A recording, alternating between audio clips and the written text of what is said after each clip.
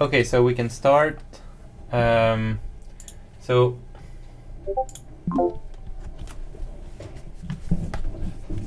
welcome everyone. Like every week, this week we're gonna showcase what we've been working on, discuss new features, also give you the possibility to discuss with us at the end of with a Q&A. I think my camera is not working, but it's not that important. Myself, I've still been working on the raw coda builder. I've been able to finish a tricky part, which is the ability to both support the S3 storage for Enterprise Edition and allow people that are not on the Enterprise Edition to still publish apps by storing everything on the database, but caching on disk. So should allow best of both worlds. And that's pretty much it for me. I think Henry, Alex, do you want to continue? Yep. I can show you what I've been working on this week. Let me share my screen. Share this window. Okay, can you see my screen? Yep. All right, so I've been working on a few small issues. One of the bigger one is coming from a few users who have reported that the current way to create schedules, basically with the cron expression or the more extensive kroner syntax, is not necessarily sufficient to cover all potential cases you would encounter in schedules. So the way we thought would be the most general way to make this more general, I'm using general too much here, but is to use something called dynamic skip, where a user can create a specific script that will tell a schedule when to skip. So for example, you could say things like, okay, I want to run this schedule every day at 5 p.m. But for example, if it's a bank holiday in country XYZ, which is kind of hard to express in cron, you could have it return false and basically run skip that specific skip of a schedule. So I've done it here for a currently active script. So if you go to advanced dynamic script, edit, going back to the schedule, probably view is faster. You see that here I created a dummy script that basically takes the scheduled for time. So that's an argument that is always passed. And it basically has a custom logic here that is basically take the current minute modulo 2 and return if it's equal 0, meaning it would skip if it's an odd numbered minute. And when you go to the runs page, you will see that here I have my schedule, and it's running every basically minute, even minute, and every odd minute it skipped. So that's basically extensible. Like obviously that's a trivial use case, but you could even call an external API that would, for example, return whether it's currently a bank day in your specific country, etc. So this will hopefully cover pretty much any case you would encounter with schedules. Yeah, and I think that's it from my side. Hugo, do you want to go next, maybe? Yes, thank you. Let me share my screen. All right. This week I've worked on two improvements for the PowerShell scripts. First one is a private repository. So now in the instance settings in the registries, you can specify a repository URL and a personal access token. And when you import module into your script, it will check into your private repository using your credentials and fall back to the public public repository. So PowerShell Gallery, I think it's called. And second thing is we've added support for array arguments and objects. So for array, it's quite simple. You just specify the type and then some brackets, and then you get the nice UI into Windmill, and then you can access it like an array in PowerShell. And then for objects, what we did is, so if you specify as type PowerShell custom object, the UI will show a nice JSON input, and then what we do is we basically parse it and then pass it as as an object into your script, and then you can access it with like the property accessor.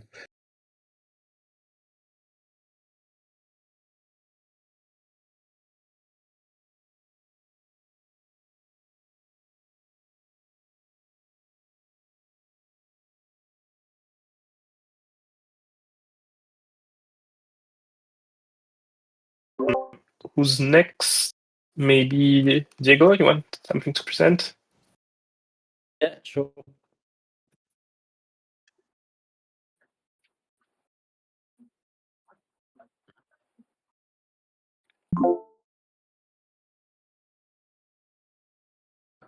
Hugo. But I don't know where I'm at. Like what's 30 seconds ago? Yeah, because people on Discord, you don't get it, but we are also live on YouTube, so we need the sound and stuff to be broadcast as well.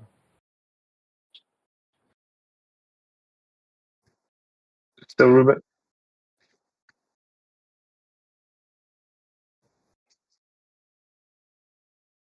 Oh, I didn't see, but I guess we now support our arguments and objects. You just specify the type as an array or a partial custom object, and we have the nice UI, and then everything is converted nicely, so you can like use a proper PowerShell syntax. And yeah, that's about it for me this week. Diego, do you want to go next? Yes, I can go next. Let me share my screen. Okay, is it working? Yeah. So for me, it's been a lot of small bug fixes this week. So like fixing the tutorial, but it's not very exciting. So the two main features that I did was I fixed the S3 proxy with DuckDB. So now it works very well with other providers like Minayo or like anyone you like. And I've improved the error messages because DuckDB doesn't pass anything when there's an error from S3, just like displays a predefined error. So I'm fetching it from the server to know exactly what happened. So here you can see that the storage doesn't exist. So yeah, this will be pretty useful because there were a lot of clients who had problems with that. Another thing I've added is in the database manager. Before it did, you couldn't insert like you had to insert fields which were like big serial, even though it's auto-generated, which was annoying. So now, for example, here I have a big serial, a timestamp, and a nullable value. So I can create that table. And if I try to insert a row, you can see that you no longer have to put the ID. It's just auto-generated. I'm working right now on the date picker for the timestamp, and you can manually select null, so you can distinguish between an empty string and null, which has been requested quite a few times too. So yeah, that's about it for me. Dieriba, do you want to go next?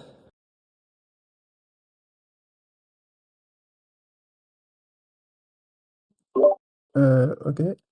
So I've just added a new feature which allows you to now for flow input for the for loop to have it as an expression. Before you would only have it statically, so you could only put it, but now you can also use an expression or link it to flow parameters to dynamically know how to parallelize the loop count. I'm going to show you.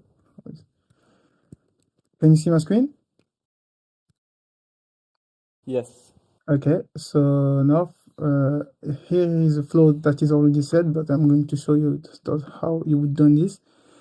You would take like a for loop, and before you can only like set it by writing a static number, but you can either connect it to flow input or like a result of other steps, or put a dynamic expression to compute how you would need to parallelize the number. So it is pretty useful if you have that maybe you need more depending on the job on the previous steps or something like that. For example, here I have an array which has 40 elements, and the for loop needed. Here I'm just going to show you that it is linked to the input number parallel, and depending on the number I put, like for example I'm going to put 10, it's going to parallel 10, and so on. You can choose whatever you want, and it's fine. That's all for me. Maybe Farhad? Yeah, I can go next. Let me share my screen. Can you see? Yes, yes. So yeah, I have been working on chat interface for flows, as I have shown last week a little bit.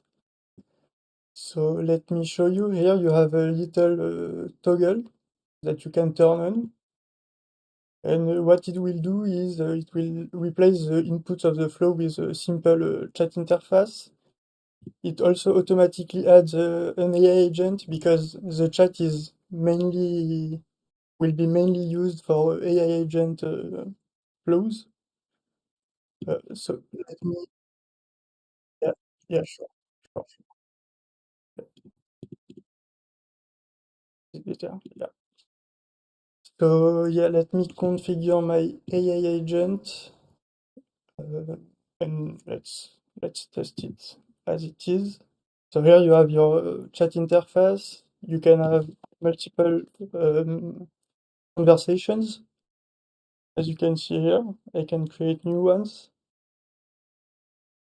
Let's wait for the result on this one.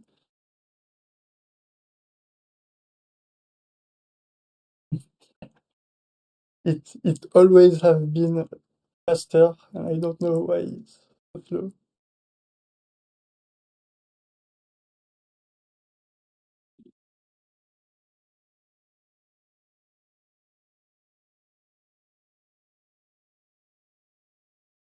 Yeah, okay. So yeah, it responds. Nice. Let's also see the other options. So you have the messages context length. So that allows you to have a memory. So the AI will remember the last n messages you wanted to remember. So let's try with 20, for example. And the other thing is, thanks to the wonderful work of Hugo, we can access streaming from the AI agent. So let's also turn this on. Let's try again. And let's ask it this time to write a poem, for example. And as you can see, it streams its response, so it's much smoother. So here it is, and maybe we can also check if it has memory.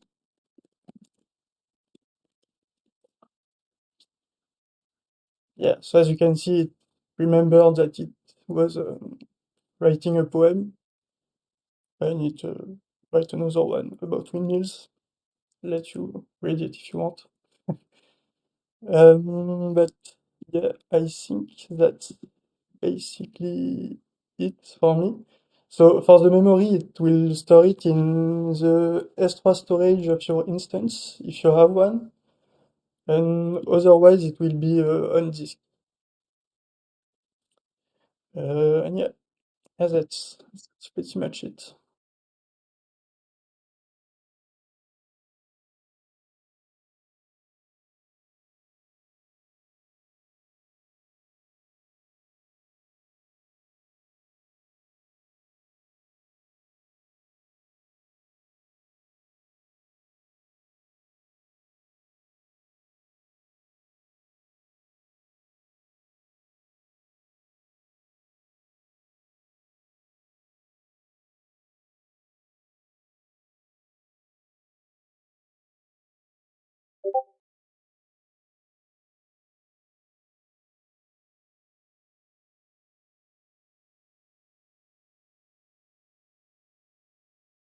Oh no, I've been talking about the demo video for weeks, so now I can finally release it.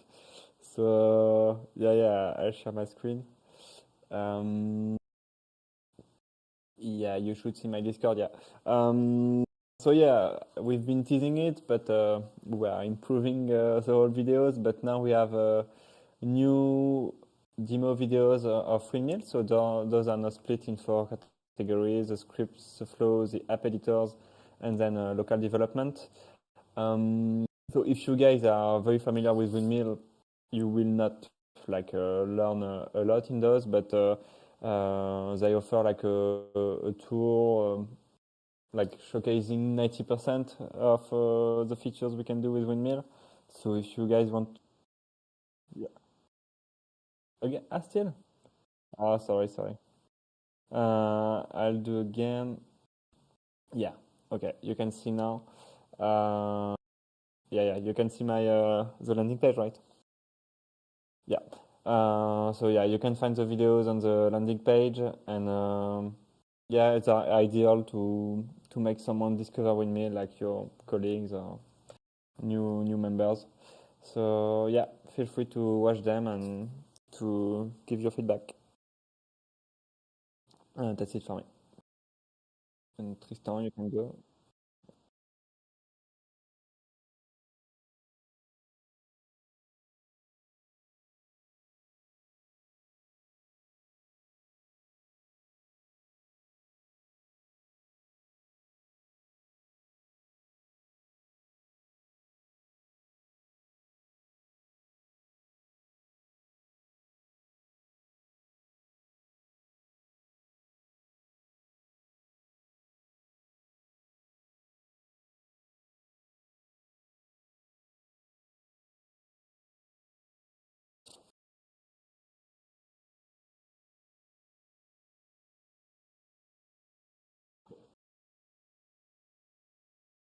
Yeah, but Tristan has been interviewing customers to improve the onboarding experience.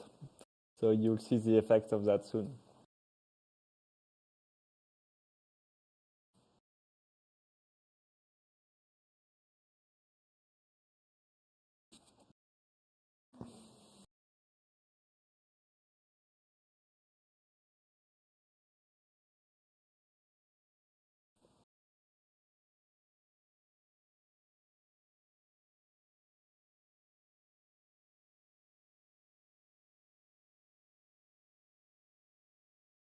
Bye, everybody. Yeah. Bye. Bye. See you.